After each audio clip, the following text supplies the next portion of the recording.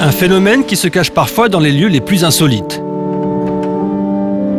Avenue de la Grande Armée, dans le temple protestant de l'Étoile. C'est jour de mariage. Qui est Dieu lui-même. Dans la foule, un invité dénote un peu par sa tenue. C'est Nicolas.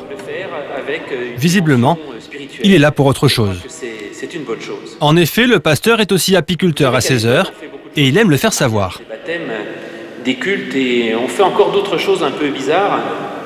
Peut-être ne le savez-vous pas, mais il y a sur le temple de l'Étoile des abeilles. C'est-à-dire qu'il y a des ruches qui sont sur le temple de l'Étoile, comme il y en a à certains endroits à Paris. D'ailleurs, le pasteur ne perd pas une occasion de vendre du miel à ses ouailles. Ses enfants sont chargés de la vente après le culte. L'argent ira à l'entretien du temple. Ça a l'air sympa, hein. Un petit pot. Un petit pot. Pourquoi? Un petit pot pour ma tisane. Tout part en 2 séances. Et donc ça part, mais ah oui, c'est la folie. Quelle somme 2000 €? Entre 1000 ou 2000 € par an, oui, facilement. Pas de temps à perdre, la cérémonie est terminée. C'est l'heure de la récolte. Nicolas, justement, est venu pour ça. Direction, le toit du temple.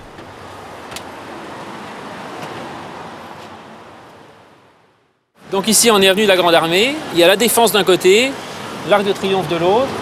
Et surtout, on a la chance d'avoir le bois de Boulogne juste à côté, qui est une source très importante de fleurs au printemps. Ce toit est aussi un terrain de jeu pas banal pour des petits Parisiens. Arrêtez les enfants, vous allez tout noir. Hein. Voilà, on va prendre Comme au Grand Palais, les abeilles sont en pleine forme et les hausses regorgent de miel. Le pasteur fait 2 récoltes par an. Eh ben alors c'est bon, on va faire comme ça. Hein, non, on désopercule bien. La récolte se fait dans la cuisine du presbytère. C'est un peu artisanal, mais efficace. Dites-moi. Ah oui. Ah non.